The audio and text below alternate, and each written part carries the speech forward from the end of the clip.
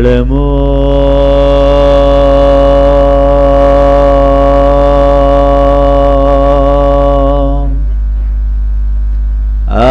अरिहंता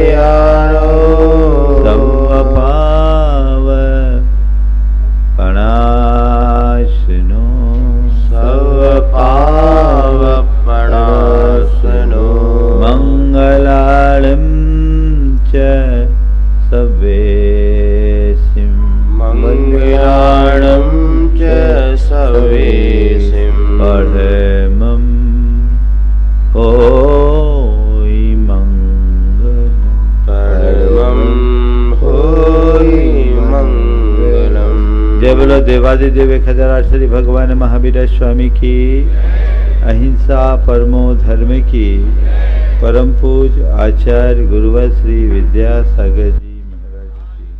बोलो जन जन के संत, जन जन के हृदय में विराजमान लोक संत 108 महामुनि श्री प्रमाण सागर जी महाराज की, मुनि संघ की। हमारे जीवन में चाहे वो धर्म का कार्य हो,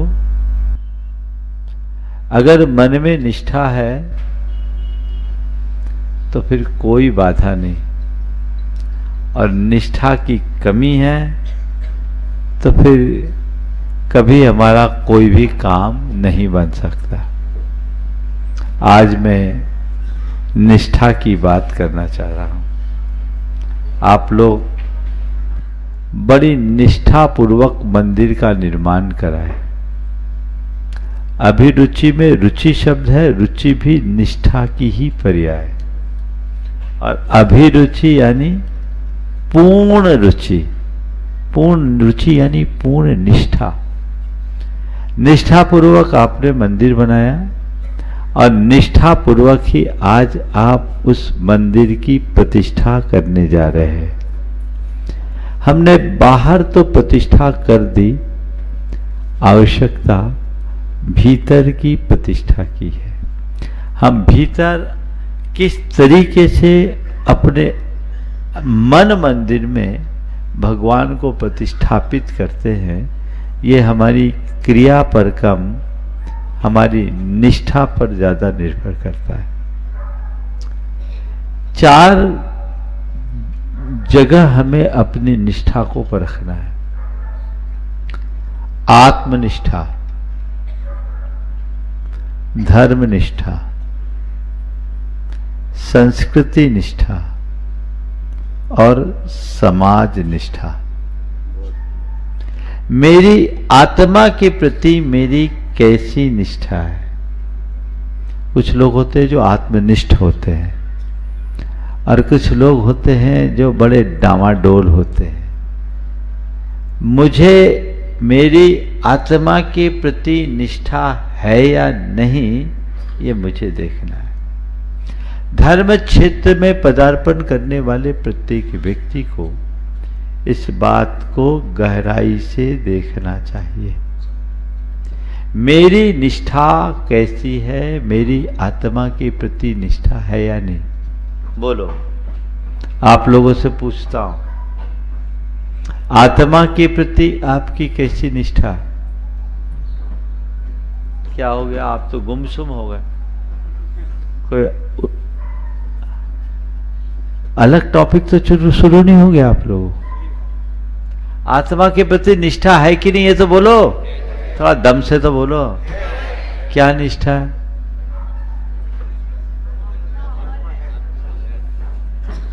आत्मा अमर है ना? आत्मा अविनाशी है। आत्मा का कुछ बनता बिगड़ता नहीं है, वह अजर अमर अविनाशी है। ये आप बोल रहे हो, अंदर से मानने को राजी हो? हाँ, अभी आपके हमारे सामने तो सब में हाँ है। सवाल तो बात का है। मेरे सामने इसमें भी हाँ, उसमें भी हाँ, सब में हाँ। अगर ये बात मानते हो तो थोड़ा बहुत ऊपर नीचे कुछ होता है तो आप में हलचल क्यों होती है? आत्मनिष्ठा को दो अर्थ में लीजिए। पहला अपने आत्मविश्वास और दूसरा अपने आत्मस्वरूप का विश्वास। लोक में बहुत सारे लोग थोड़ी थोड़ी बातों में अपने आत्मविश्वास को खो देते, यानी खुद पर भरोसा खो देते। एक व्यक्ति है जो कुछ भी काम सामने आता है तो ये रहता है मैं कर लूंगा,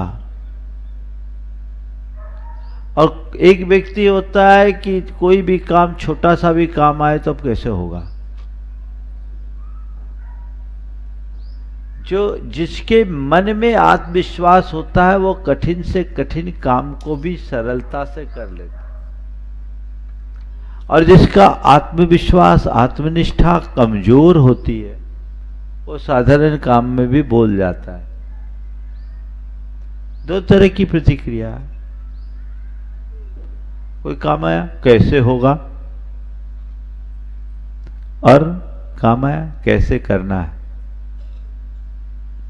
कैसे होगा वो घबराएगा, और कैसे करना वो लग जाएगा, है ना? कैसे होगा ये मत सोचो, कैसे करना है ये सोचो। तुम्हारे अंदर आत्मनिष्ठा होगी, खुद पर भरोसा होगा तो तुम खुद तय करोगे कि ये काम चाहे कितना भी कठिन क्यों ना हो मैं कर लूंगा, क्योंकि मैं कर सकता हूं, मुझे खुद पर भरोसा है। उसकी सोच सकारात्मक होती है। बिना आत्मनिष्ठा के हम सकारात्मकता को विकसित नहीं कर सकते। तो कोई भी काम करे निष्ठा पूर्वक करे, आत्मनिष्ठ बने, अपने आप पर भरोसा रखे। ये व्यवहार की आत्मनिष्ठा है, जिसे आज के समय में आप लोग कॉन्फिडेंस शब्द से जानते हो। अपना कॉन्फिडेंस लेवल अच्छा रखो, अपना कॉन्फिडेंस मत डगमगाने दो, उसको कहीं से कमजोर मत होने दो। ये आप लोगों को बोला जाता है, उसको बढ़ाओ। कोई हमें मोटिवेट करता है, थोड़ी बहुत बातें आती तो आ जाता है, ठीक है ऐसा मैं कर लूंगा, ऐसा हम कर लेंगे, ऐसा हम कर लेंगे। लेकिन मैं आपसे कहता हूं इससे गहरी बात है आत्म तत्व के प्रति निष्ठा की। मैं एक शुद्ध आत्मा हूं, ज्ञाता दृष्टा चैतन्य आत्मा मेरा स्वरूप है। ये विश्वास है? मैं सुख स्वरूप हूं, मैं चैतन्य स्वरूप हूं, मैं आनंद स्वरूप हूं, मैं अजर अमर अविनाशी हूं। संसार में चाहे कितना भी उथल पुथल क्यों ना हो जाए, मेरा एक प्रदेश भी इधर से उधर नहीं हो सकता। है ऐसा विश्वास? बोलो। सब डगमगा जाते हैं। अभी 3 दिन पहले एक बहन जी आई, ब्लड कैंसर से ग्रसित, ज्यादा उम्र नहीं, उनके साथ उनकी मां भी थी। मैं देख रहा था कि उस बहन जी से ज्यादा उनकी मां घबराई हुई थी। महाराज क्या होगा, छोटे छोटे बच्चे, उनका क्या होगा? हमने कहा हद हो गई। बच्चों का क्या होगा ये सोच रहे, इसका क्या होगा ये क्यों नहीं सोच रहे? सब अपने मोह में जीते हैं। मेरे बाद वालों का क्या होगा, मेरे पीछे वालों का क्या होगा, मेरा क्या होगा ये तो सोचो। मैंने उन्हें समझाया कि पहली बात तो ये मानो कि ये बीमारी है, इसका ये मतलब तो नहीं कि आज ही मर रहे हो। आजकल तो बहुत सारे लोग हैं जो बीमारी के बाद भी बच जाते हैं।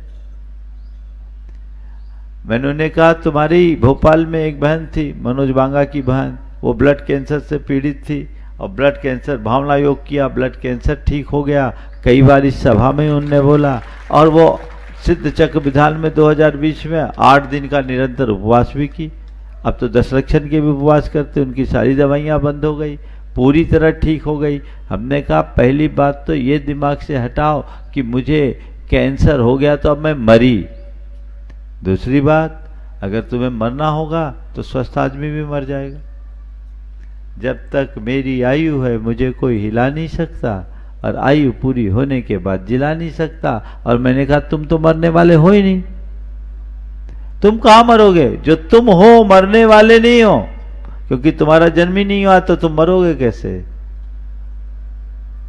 हम मरने वाले नहीं हैं, शरीर बदलने वाले हैं, देह परिवर्तन करने वाले हैं। तो देह परिवर्तन तो हम अनादि से करते आए, कितने करे? देह का परिवर्तन है, इसे अपना मरण क्यों मान रहे हो? और ये चोला ऊपर का उतरेगा, उतर जाएगा, तुम्हारा कुछ भी नहीं होगा। ये बीमारी तन को है, तुम्हारी चेतना को नहीं। इसे पहचानने की कोशिश करो। और जहां तक पीछे वालों का क्या होगा, तो हम यहां आए न जाने कितने को पीछे छोड़कर आए। अनंत जन्म हमारा हो चुका, अनंत मरण हमारा हो चुका, और अनंत जन्मों में हमने अनंतों से अनंत प्रकार के संबंध बनाया और छोड़ा है। किसकी बात करते हो? हर जीव अपना अपना पुण्य पाप लेकर आता है। चींटी को कण और हाथी को मन मिल ही जाता है, उसके लिए कुछ सोचने की जरूरत नहीं हो। चिंता मत करो, तुम अपने आप को देखो, अपने मनोबल को मजबूत बनाओ और आत्मनिष्ठा को जगाओ। मेरे थोड़े देर के संबोधन से देखते ही देखते चेहरा खिल गया और उन्होंने कहा महाराज आपसे बहुत अच्छा मार्गदर्शन मिल गया, अब हिम्मत आ गई, मुझे समझ में आ गया बीमारी अपना काम करेगी, मुझे अपना काम करना है। जग गया आत्मा प्रबोध, दृष्टि अंदर की ओर मुड़ गई। परिस्थितियां समान होने के बाद भी परिणति परिवर्तित हो जाती। बीमारी नहीं गई, लेकिन जो बीमारी दिमाग में भरी थी वो निकल गई। तन की बीमारी के 100 इलाज है, मन की बीमारी का कोई इलाज नहीं। इसलिए जब कभी कोई परेशानी आए तो पहले मन की बात को समझे। ऐसे ही लोगों को संबोधने के लिए कहा गया, न मे मृत्यु कुतो भीति, न मे व्याधि कुतो व्यथा, ना हम बालो न वृद्धो हम न युवे तानी पुद्गले। जब मेरी मृत्यु नहीं तो मुझे डर कैसे, जब मुझे बीमारी नहीं तो व्यथा कैसी, न मैं बाल हूं, न वृद्ध हूं, न युवा हूं। ये तो ऊपर की प्रवृत्ति। हम डरते हैं, डगमगाते हैं, क्योंकि हमें अपने स्वरूप का बोध नहीं। संत कहते स्वरूप निष्ठ बनो, आत्मनिष्ठ बनो, अपने आप को पहचानो। जिस पल तुम अपने आत्म तत्व को पहचान लोगे, तुम्हारा सारा व्यामोह खत्म हो जाएगा, तुम्हारा मोह मिट जाएगा, और मोह के मिटते ही तुम्हारा सारा दुख और द्वंद दूर हो जाएगा। चाहते हो कि नहीं? आत्मनिष्ठा बहुत बड़ा काम करती है। सब प्रकार की विपत्तियों को सहने की सामर्थ्य, बीमारी को सहने की सामर्थ्य, विसंगतियों को सहने की सामर्थ्य, और कोई भी विषमता आ जाए उसको भी सहने की शक्ति इससे मिल जाती। आज से 3 साल पहले एक युवक, उसे एक गंभीर बीमारी हो, 42 साल का युवा, गंभीर बीमारी, लंबे चौड़े कारोबार का शिकार। बीमारी के सिम्टम्स को देख करके उसे लगा कि अब मैं ज़्यादा जीऊंगा नहीं। उसने हमारे शंका समाधान में एक सवाल किया कि महाराज जी, अचानक ऐसी कोई बीमारी किसी को हो जाए, और मन में बड़ा डर लगता है, चिंता होती है कि मेरे बाद क्या होगा, क्या होगा, मुझे कुछ हो गया तो औरों को क्या होगा। महाराज जी, इस डर से कैसे निकले? मैंने कहा भैया, अपने आप को जान लोगे तो डर खत्म हो जाएगा। तुम कह रहे हो मुझे कुछ हो गया तो क्या होगा, तुम्हारा ये भ्रम है कि मुझे कुछ हो गया। तुम्हें तो कुछ हुआ ही नहीं, ना कभी हो सकता है। ये अटल सत्य है, इसे पहचानने की कोशिश करो। तुम अपने आप को जो मान रहे हो तुम हो ही नहीं। बोलो मोदी जी, क्या हो? बिमल मोदी, बोलो कौन है ये बिमल? अभी तो मोदी राज है। क्या है? तुम हो कौन ये तो जानो, इसने मान लिया है। सबसे बड़ी विडंबना हमारी यह है कि हम अपनी काल्पनिक छवि को असली छवि मानने का भ्रम पाल लेते हैं, और यही भ्रम हमें उलझाता है, दुखी बनाता है। आपने अपने आप को जो मान रखा वो आप हो कहां? बोलो, क्या मानते हैं अपने आप को? सब अपना अपना नाम ले आओगे। जो तुमने अपने एक कल्पित पर्सनालिटी बना रखी है, जिस तरह की इमेज गढ़ रखी है, अपने आप को वो मानते हो, और उसी को मेंटेन करने की कोशिश में लगे रहते हो, जो तुम्हारे हाथ में नहीं है। एक सांस पर भी तुम्हारा अपना नियंत्रण नहीं, किसे अपना मानते हो? कोई भरोसा नहीं कि अभी मैं बोल रहा हूं, अगली सांस मेरी आ सके, अगला वाक्य मैं बोल सकूं, अगला वाक्य तो बहुत दूर की बात है, अगला शब्द बोल सकूं, ये भी मेरे हाथ में नहीं है। क्या? तो मैं हूं कौन, मेरा है क्या, इसे तो जानने की कोशिश करो। ये कल्पना में उलझ करके रहोगे तो उलझे ही रहोगे। स्वरूप को समझोगे, सुलझ जाओगे। यथार्थ को जानो, जीवन की वास्तविकता को समझो, पहचानो, दुख दूर हो जाएगा। मैंने उससे कहा कि तुम ये क्या मान रहे हो? ये सब जिस चीजों को तुमने अपना मान रखा वो तुम्हारा है ही नहीं। तुम सोचते हो मैं ये हूं, मेरा ये परिवार है, मेरा ये व्यापार है, मेरा ये कारोबार है, इन सब का क्या होगा? तो तुम तो केवल एक चेतन आत्मा हो। न शरीर तुम्हारा है, न संपत्ति तुम्हारी है, न संबंधी तुम्हारे है ही नहीं। ये बाहर के संयोग है, इनका वही होगा जो होना होगा। न तुम्हारा कुछ बिगड़ेगा, न इनका कुछ बिगड़ेगा। जो कुछ भी परिवर्तित होगा, ऊपर का संयोग होगा, तुम नहीं होगे, तुम्हारा नहीं होगा। ये विश्वास जिसके मन में आ गया वो कभी दुखी होगा क्या? बोलो, अंदर ये विश्वास जगाइए।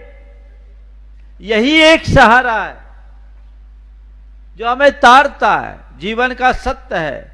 लोगों को केवल ये लगता है कि हमें कोई मंत्र मिल जाए, कोई तंत्र मिल जाए, कोई ताबीज मिल जाए, कोई टोटका हो जाए तो हमारा दुख दूर हो जाए। इनसे होना होता तो अभी तक तो संसार सुखी हो गया होता। वस्तु स्वरूप को जब तक आप स्वीकार नहीं करते तब तक जीवन का उद्धार असंभव है। स्वरूप निष्ठ बने, मैं कौन हूं से पहचाने, आत्मा के स्वभाव को जाने, कठिनाइयां सब दूर हो जाएगी। मैं ये नहीं कहता कि आप अपने जीवन व्यवहार के लिए कुछ काम मत करो, कोई उद्यम मत करो। उद्यम करो पर उद्विग्न मत हो। तो उसे एक्सेप्ट करना है। ये बात केवल और केवल बाहर की बात है, भीतर इसमें कुछ भी नहीं होना। यही तो समझ अपने अंतरंग में विकसित करनी है, और ये विकसित हो गई तो जीवन में कभी दुख नहीं होगा। और इसी के लिए जैन शास्त्रों में कहा जाता है भेद विज्ञान। भेद विज्ञान का मतलब क्या? भेद का अर्थ होता रहस्य, रहस्य का ज्ञान, अंतर का ज्ञान। मैं कौन हूं, मेरा क्या, इसे समझो। आत्मा और अनात्मा के भेद को जानने वाला व्यक्ति कभी विचलित नहीं होता।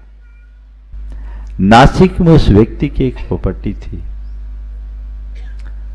जो लिटिगेशन में पड़ी हुई थी। अचानक से सामने वाले का कॉल आता है और उसका एक बड़ा डील हो जाता है। वो डील भी उसकी आशा से बढ़कर पैसा आ गया। और उसके बाद 15 दिन और बीते। भोपाल के एमपी नगर में उनके पिताजी के जमाने की एक प्रॉपर्टी थी जिसका उनको पता भी नहीं था। बहुत पुराने जमाने में ली हुई प्रॉपर्टी थी। उनके पास दलाल का मैसेज आता, भैया ये प्रॉपर्टी तुम्हारे नाम की है, इसको सल्टाना है तो सल्टा दो, पैसे आ गए। पहले से और ज्यादा सुदृढ़ स्थिति में आ गया। समय बदला। मैं उदाहरण आपको इसलिए नहीं बता रहा हूं कि तुम्हारे ऊपर संकट आए तो तुम भगवान के पास जाके धरना दे दो। मैं आपको ये बता रहा हूं कि यदि आप धर्मनिष्ठ होंगे तो आपके हृदय में धीरज होगी, और जिसके हृदय में धैर्य होगा वो कभी अधीर नहीं होगा, वो कभी घबराएगा नहीं, वो कभी विचलित नहीं होगा, अपनी स्थिरता से बड़े बड़े संकटों का सामना करने में समर्थ हो जाएगा। बड़े बड़े संकटों का सामना आप इसी के बल पर कर सकते हैं, धर्म निष्ठा के बल पर।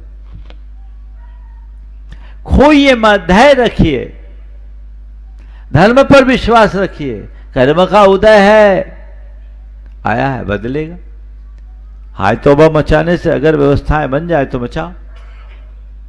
अगर सच्चे धर्मनिष्ठ हो गए तो कभी डिप्रेशन के शिकार नहीं हो। धार्मिक व्यक्ति डिप्रेशन में जा सकता है, धर्मनिष्ठ व्यक्ति नहीं जा सकता। धार्मिक होना यानी धर्म की क्रिया करना, और धर्मनिष्ठ होना यानी धर्म को अंतरात्मा में बसा लेना। आप लोगों की धर्मनिष्ठा तो पल पल में खत्म हो जाती। एक ने आकर कहा, महाराज जी मेरा रात्रि भोजन का त्याग था, एक दिन भूख लगी सो खा लिया। अरे भैया ये क्या हुआ? उसी दिन तो त्याग करना था। कमजोर। आप लोग तो इतने होशियार है कि अपने नियमों को भी अपने अनुरूप ढाल लेते हैं, है ना? ये निष्ठा की कमजोरी है। हमेशा ध्यान रखना, नियमों को अपने अनुरूप मत ढालो, स्वयं को नियमों के अनुरूप ढालने की कोशिश करो। यही तुम्हारी निष्ठा की अभिव्यक्ति है।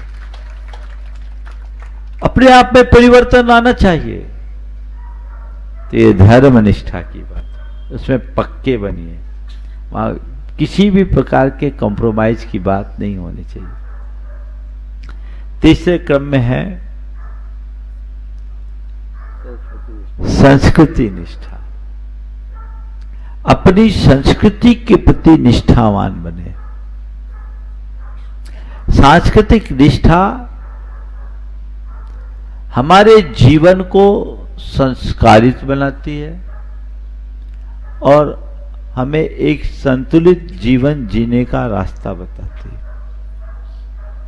आज जीवन में जितने भी प्रकार की विकृतियां पनप रही है वो सांस्कृतिक निष्ठा के अभाव के कारण। अपने जीवन की जो मर्यादाएं खंडित हो रही है वह भी सांस्कृतिक निष्ठा के अभाव के कारण। यदि हम संस्कृति निष्ठ होंगे तो कभी भी हम ऐसी घटनाओं को अपने जीवन में नहीं आने देंगे। अपने अंदर वो भाव जागृत होना चाहिए। मेरी संस्कृति कितनी गौरवशाली संस्कृति है, आप लोगों को कभी इसका एहसास होता है? बोलो। हम कहते हैं हम भारतीय हैं, भारतीय संस्कृति बड़ी महान संस्कृति है, आप ये बोलते तो आड़ में लोग उसी तरह के कृत्यों को करने लगे हैं और सब चीजों को तिलांजलि देना शुरू कर दिए। संत कहते हैं इसे बदलना चाहिए। सब खो दो पर अपनी सांस्कृतिक निष्ठा को कभी खंडित मत होने दो।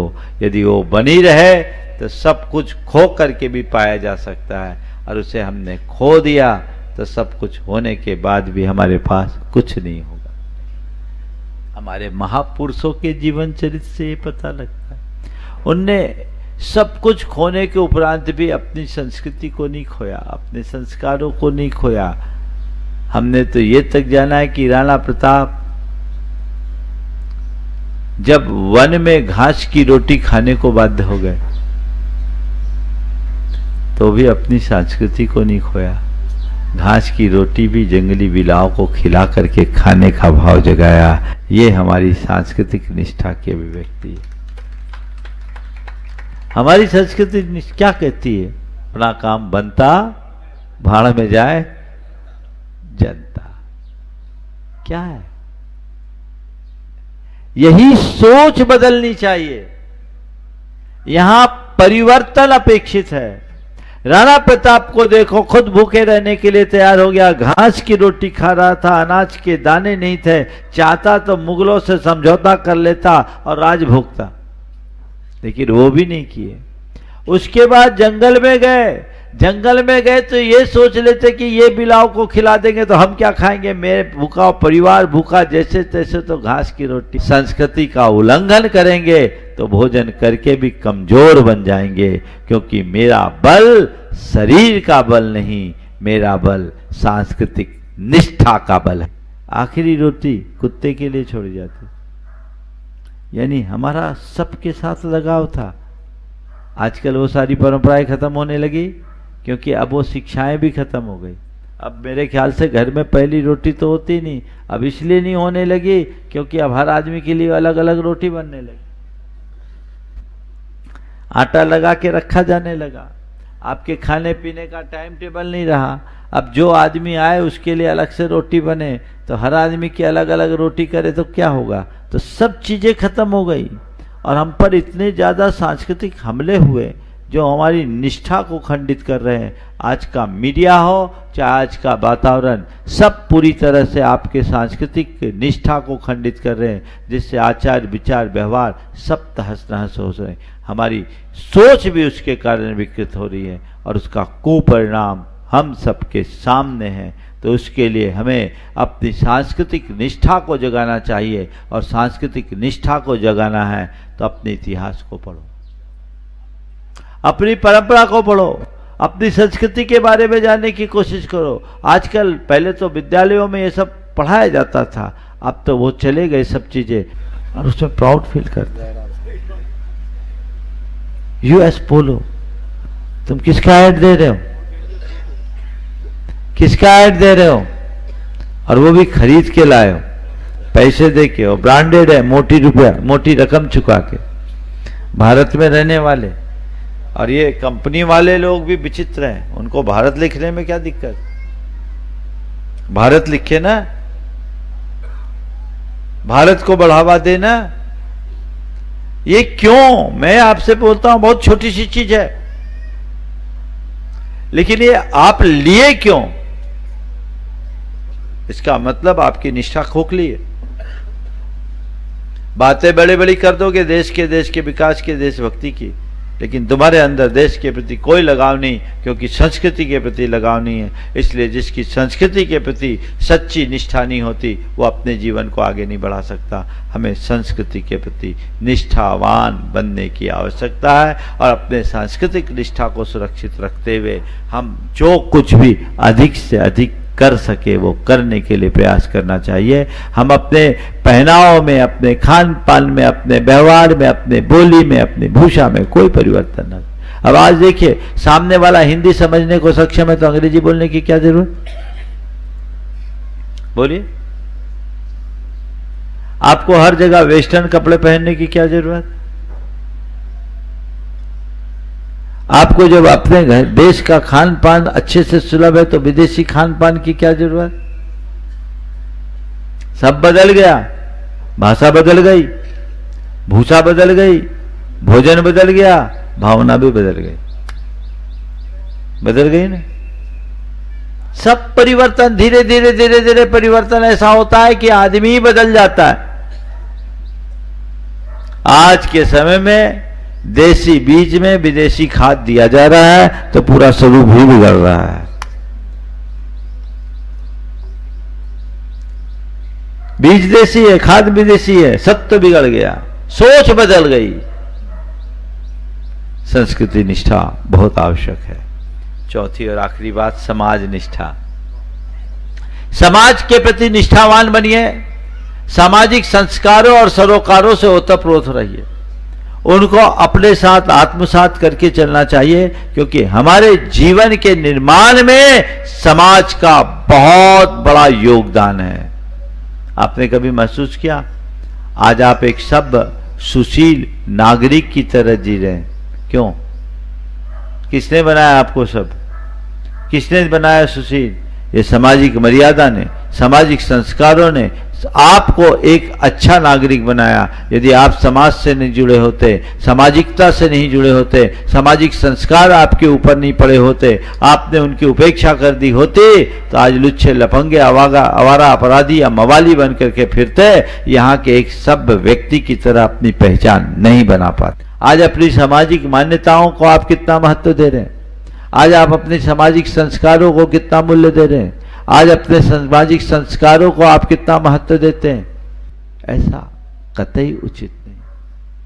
अपनी सामाजिक निष्ठा को बनाकर रखिए, उसे खंडित मत होने दीजिए। और अगर इन्हें आप खंडित कर देंगे तो आप कभी भी सुरक्षित नहीं रह पाएंगे, आपकी पहचान खंडित होगी, और जिसकी पहचान खंडित हो जाती है उसका प्रभाव भी विनष्ट हो जाता है। हमें अपनी पहचान को अखंड बनाना है, सामाजिक निष्ठा को जागरूक रख करके चलना है। ये बनेंगे तो हम अपने जीवन को बेहतर और सुंदर बना पाएंगे। ये निष्ठा हमारे जीवन का एक बहुत बड़ा तत्व है, जिसे अपना करके हमें चलना चाहिए। बंधुओं, जिनकी सामाजिक निष्ठा होती है वो किस तरीके से अपने जीवन को एक आदर्श के रूप में प्रस्तुत करते हैं, मैं आपको एक उदाहरण देना चाहता हूँ। एक व्यक्ति के बेटे का विवाह का कार्यक्रम था। बेटा बहुत ठाट बाट से विवाह करना चाहता था, और विवाह डेस्टिनेशन वेडिंग के हिसाब से वो उसकी इच्छा थी कि ये विवाह उदयपुर में हो, उदयपुर के जो सबसे टॉप वेन्यू हो राज पैलेस में। सक्षम थे, परिवार में किसी चीज की कमी नहीं थी, लेकिन उसके पिता ने कहा, बेटा तेरे विवाह में तू जितना कह रहा है मैं उससे दूना खर्च कर सकता हूं, लेकिन जिस वेन्यू में तू विवाह करने की बात कर रहा है मैं वहां नहीं कर सकता। ऐसा इसलिए कि वहां वेज नॉन वेज सब होता है, और मैं ऐसा कभी करूंगा नहीं। और आज मैं समाज में एक बड़े प्रतिष्ठित व्यक्ति के रूप में जाना जाता हूं, पहचाना जाता हूं, और जैसा मैं करूंगा सब उसका अनुकरण करेंगे। मैं नहीं चाहता कि हमारे समाज में ऐसी कोई कुपरंपरा हो। हम छोटे से गांव में रहते हैं, तुम बड़ी जगह पढ़ करके आए हो, मानता हूं, लेकिन अगर मैं इसकी शुरुआत करूंगा तो दूसरे भी उसका अनुकरण करने लगेंगे, हमारी सामाजिक परंपराएं छिन्न भिन्न हो जाएगी। मैं ये कभी नहीं होने दूंगा। बेटा बहुत चाह रहा था, दबाव देना चाहा। पिता ने कहा, बेटा यदि यही करना है तो तुम अपना विवाह करके आ जाओ, मैं उसमें सम्मिलित नहीं हो सकता। जिससे मेरी सामाजिक परंपरा छिन्न हो जाए और जिससे मेरी संस्कृति खंडित हो, मैं सपने में भी उसे स्वीकार नहीं कर सकता। उन्होंने इनकार किया, अंततः बेटे को स्वीकार करना पड़ा, और उन्होंने जैसे अपने गांव में परंपरागत विवाह होता है वो विवाह किया, और विवाह करने के उपरांत उन्होंने एक बड़ी राशि दान में लगा दी। ये काम होता है, तो ये प्रयास सबको करते रहना चाहिए। आज आप लोगों ने मंदिर का निर्माण कराया, सांस्कृतिक निष्ठा को आप ऐसे ही बना करके रखिए, उसे बरकरार रखिए, जिससे जीवन हमारा सुरक्षित हो। भगवान से रोज पूजा में एक ही प्रार्थना करना, प्रभु मेरी आत्मनिष्ठा बनी रहे, मेरी धर्म निष्ठा बनी रहे, मेरी संस्कृति निष्ठा बनी रहे, मेरी समाज निष्ठा बनी रहे। निष्ठा बनी रहेगी तो प्रतिष्ठा अपने आप बन जाएगी, ये बना करके हमें चलना चाहिए। यहाँ अभिरुचि वालों ने बड़ी रुचिपूर्वक भाव बनाया, मंदिर बनाया और मंदिर की आज प्रतिष्ठा हो रही है। प्रतिष्ठा में हमारी निष्ठा जुड़े, ये भाव रखें। आज बीरेन्द्र जी अजमेरा ने अपनी निष्ठा को बढ़ाते हुए एक भाव प्रकट किया। आज वे गुणायतन से सूचीबद्ध हो गए। मुझे तो ध्यान था ये बने हुए हैं, लेकिन मुझे नहीं मालूम था छिपे हुए हैं। आज प्रकट हो गए हैं और वो ऐसे ही आगे बढ़ते रहे। इस आशीर्वाद के साथ मैं यहीं पर विराम ले रहा हूँ। अभी चूंकि हवन भी होना है और 11:52 में भगवान विराजमान होंगे। ये शुभ मुहूर्त है। 11:52 से 12:09 तक भगवान विराजमान होना और कलशारोहण का कार्यक्रम है। हम लोग चर्या भी उससे पूर्ण कर लेंगे, इसलिए भी चलिए मंगल भावना बोल रहे हैं, मंगल भावना भी ले लेता हूँ।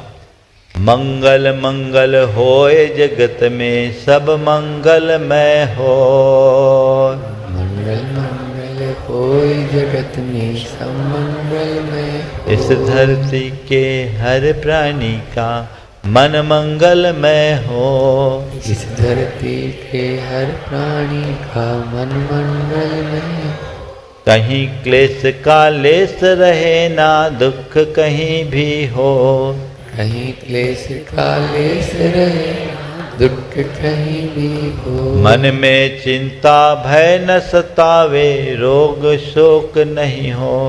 मन में चिंता भय न सतावे रोग शोक नहीं हो। नहीं बैर अभिमान हो मन में क्षोभ कभी नहीं हो। नहीं वैर अभिमान हो जन लोभ कभी नहीं हो। मैत्री प्रेम का भाव रहे नित मन मंगलमय हो। मैत्री प्रेम का भाव रहे मन मंगल में हो। मंगल मंगल होए जगत में सब मंगलमय हो। मंगल मंगल होए जगत में सब मंगल में हो। इस धरती के हर प्राणी का मन मंगलमय हो। इस धरती के हर प्राणी का मन मंगल में हो। मंगलमय हो प्रात हमारा रात सुमंगल हो। मंगलमय हो प्रात हमारा रात सुमंगल हो। जीवन के हर पल हर क्षण की बात सुमंगल हो। जीवन के हर पल हर क्षण की बात सुमंगल हो। घर घर में मंगल छा जावे जन जन मंगल हो। घर घर में मंगल छा जाए जन जन मंगल हो। इस धरती का कण कण पावन हो मंगलमय हो। इस धरती का कण कण पावन ओ मंगल में हो। मंगल मंगल होए जगत में सब मंगलमय हो। मंगल मंगल हो जगत में सब मंगल में इस हो। धरती के हर प्राणी का मन मंगलमय हो। इस धरती के हर प्राणी मन मंगल में सब जग में मंगल बढ़े। सब जग में मंगल बढ़े। टले अमंगल भाव। टले अमंगल भाव। है प्रमाण की भावना। है प्रमाण की भावना। सब में हो सद्भाव। सब में हो सद्भाव। जय बोलो परम पूजा आचार्य गुरु श्री विद्यासागर।